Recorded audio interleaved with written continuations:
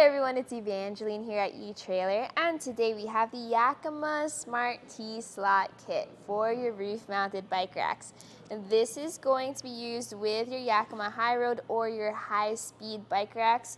We have them available here as a kit here at etrailer, but if you happen to have the clamp version of these bike racks and you need to add on the T-Slot Kit, this is what you're going to use, and I'm going to show you how to get it installed. The first question is, why would you need a T-slot adapter kit? Well, I personally am a huge fan of the current clamps that your Yakima bike racks are going to have. They are straps that wrap around your crossbar, very low profile and easy to use.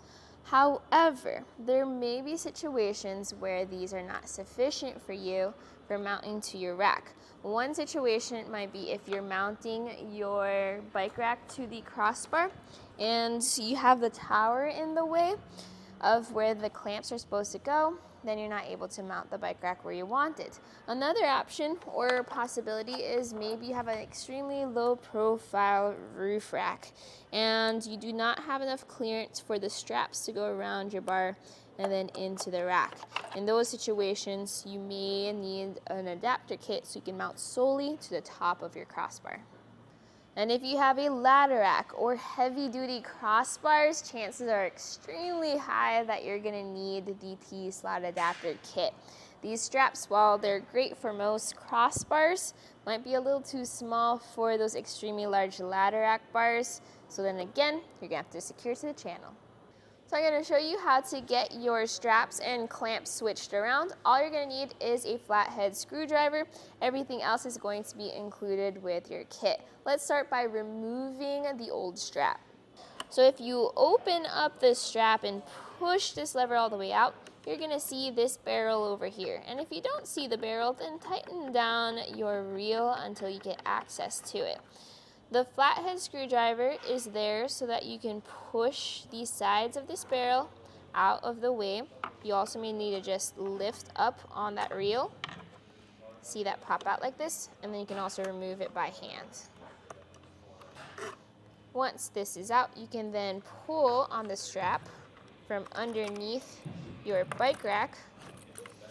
You may need a little bit of pulling in order to remove it from the rack.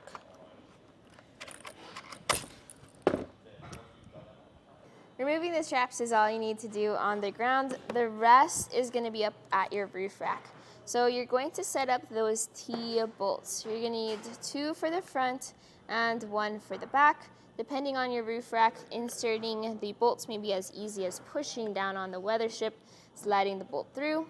Other crossbars require cutting up weather strips. The most important thing is getting these bolts in the general area of where you want your bike rack to be. Now get your bike rack, and you are going to have to be up on the roof in order to see where the bolts are, because you want to line the bottom of the rack with those bolts so that they push right through. This may be a little easier to do if you can fit your hand underneath there, but we have our front lined up and we can get the back lined up too. Secure the bolt with the included nut. And to tighten this down, you do have a tool also included with your kit. Tighten this down to 25 inch-pounds or 3 Newton meters. But to double check, make sure it's not moving with a good old shake test.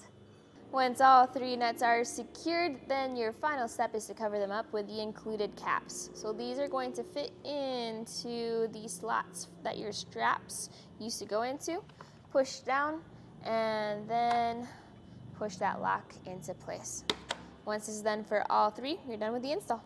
It does take a little bit more work compared to a strap, but ideally you shouldn't have to do this very often.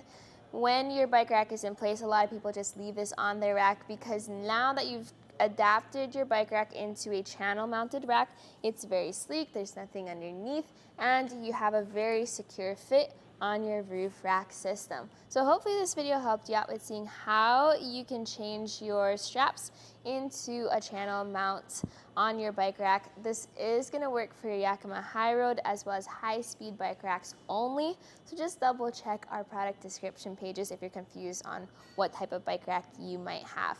But this right here was a look at the SmarT-Slot adapter kit for your Yakima roof mounted bike racks at etrailer.com. My name is Evangeline and I hope you enjoyed the journey.